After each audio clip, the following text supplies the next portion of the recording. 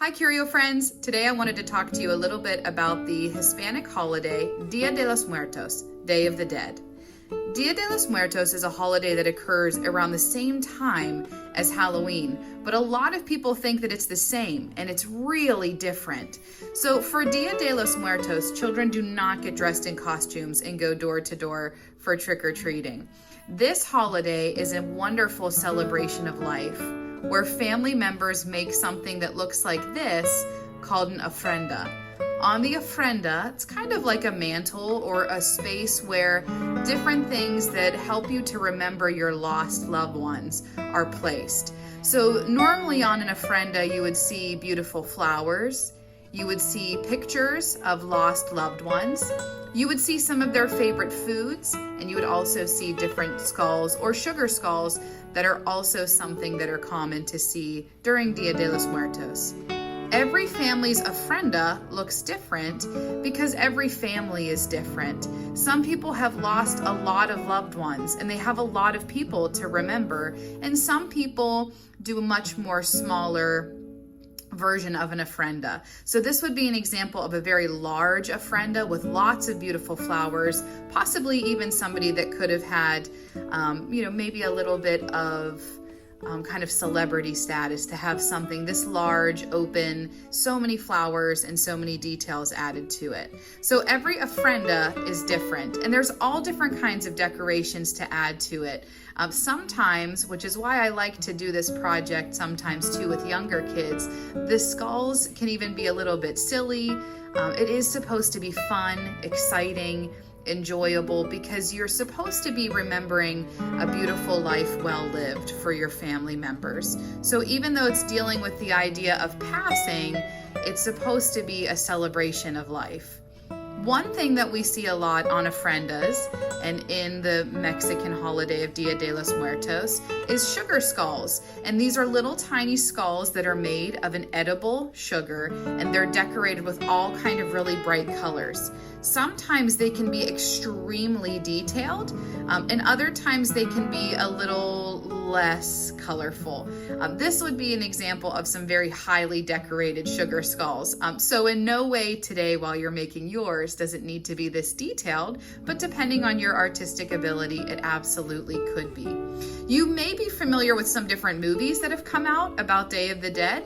This movie called The Book of Life has a lot of different imagery that relates to Dia de los Muertos, and a little bit more well known than that is the Disney movie Coco, where they're getting ready to celebrate Dia de los Muertos, and a young boy learns about how important it is to be with family and to value them. So overall, Dia de los Muertos, even though it happens on November 1st and is close to Halloween, it has nothing to do with trick-or-treating and dressing in costume. It's about celebrating the life of loved ones that are no longer here with us.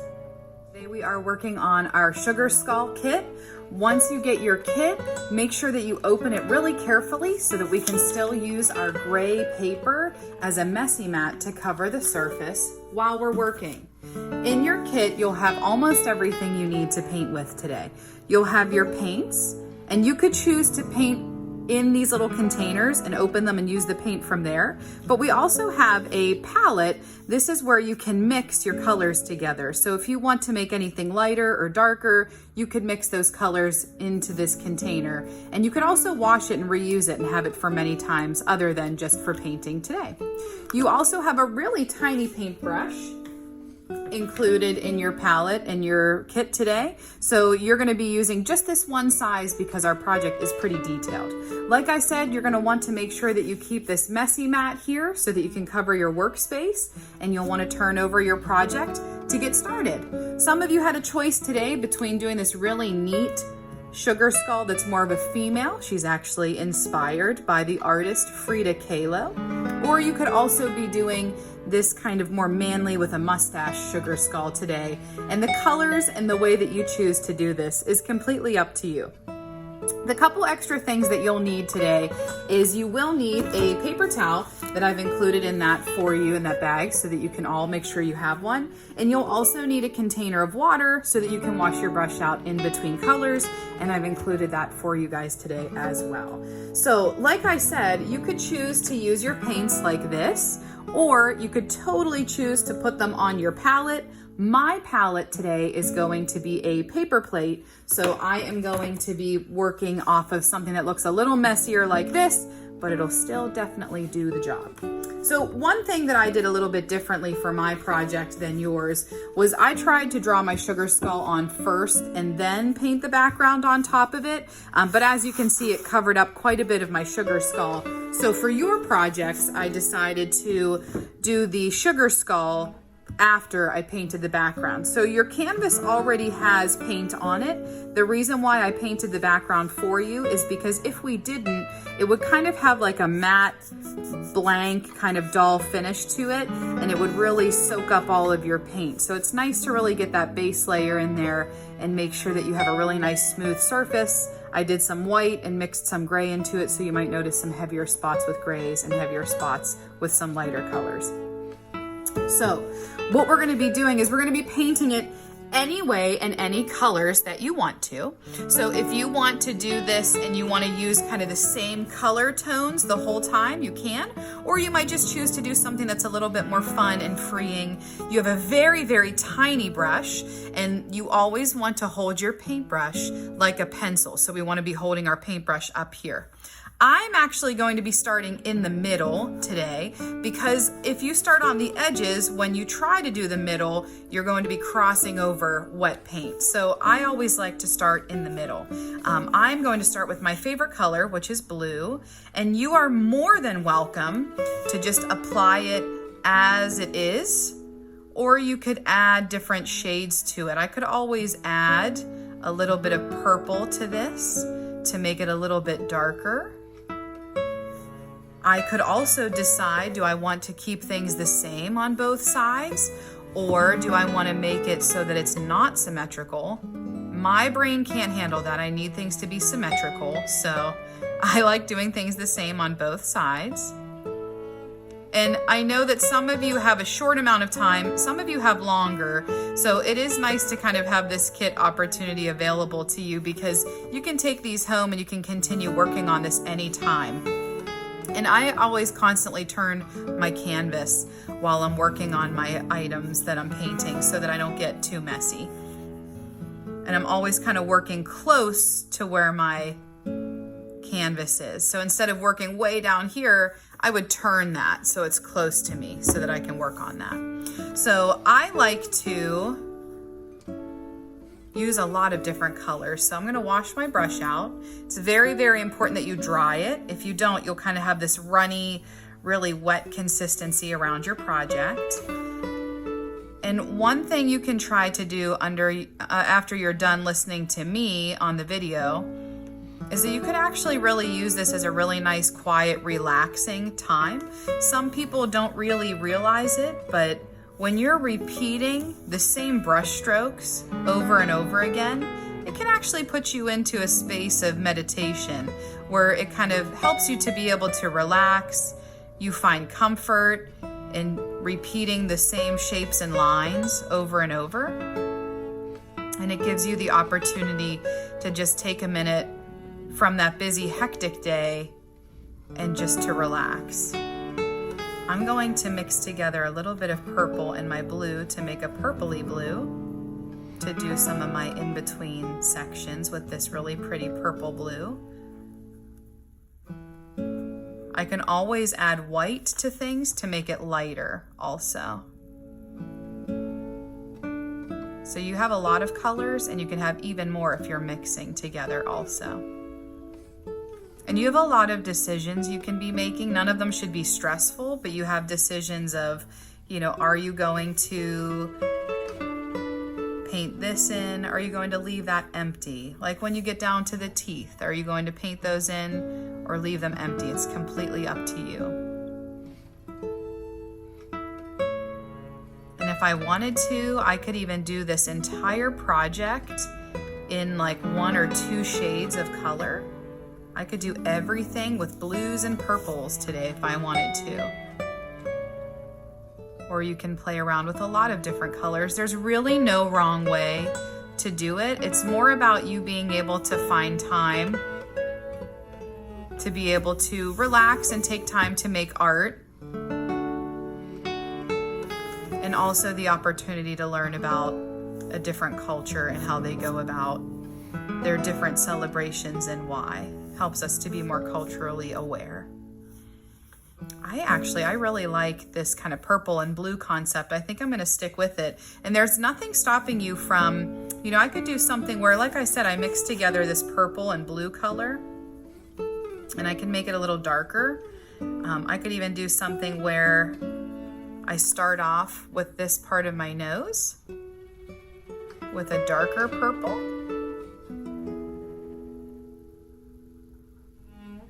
And then I could make this side a lighter purple. I could add some white into my color, and it could be kind of lighter on one side. Oh, I don't think I added enough white. Doesn't look quite as different.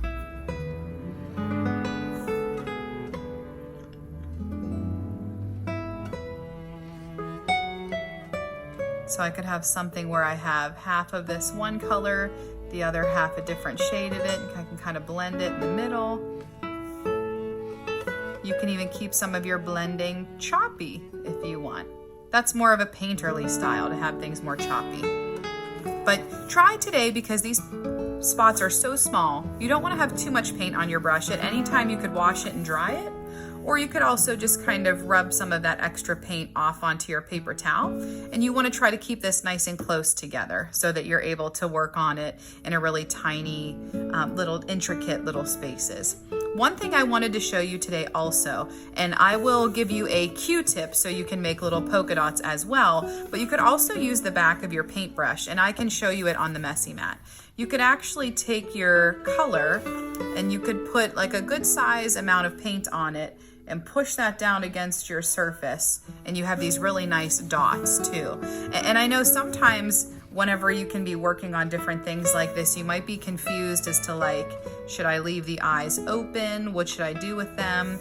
But you could actually even do some kind of design inside of the eyes that's really simple.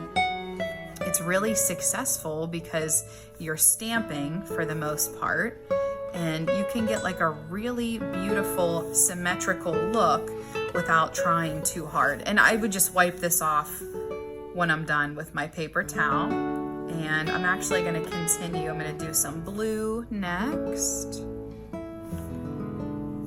And if you do this, this might be the only area that takes a little longer to dry than normal.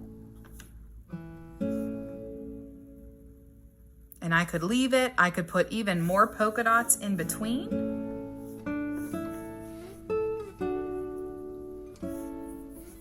Or I could do something with my brush in between where I have like a line drawn in between. But I think for right now, I'm going to leave it because I want you to be creative. And I would say that my last step would be using black. That's my choice, but you don't have to do that. But my thought is that my last step would be taking the black and kind of doing this area that's around the skull last in black, and that would kind of finish it off with a really crisp, clean look. And it's a little tricky, so make sure that your canvas is close to you. Make sure you're holding your paintbrush the same way you write your name with a pencil. And you have brand new, very thin brushes, so that should help you get into all those little kind of tiny spots. And this comes to a point. Anytime there's a point, I want to start my paintbrush there and then back away from it so that it helps to make it kind of pointed right there and it doesn't get too wide.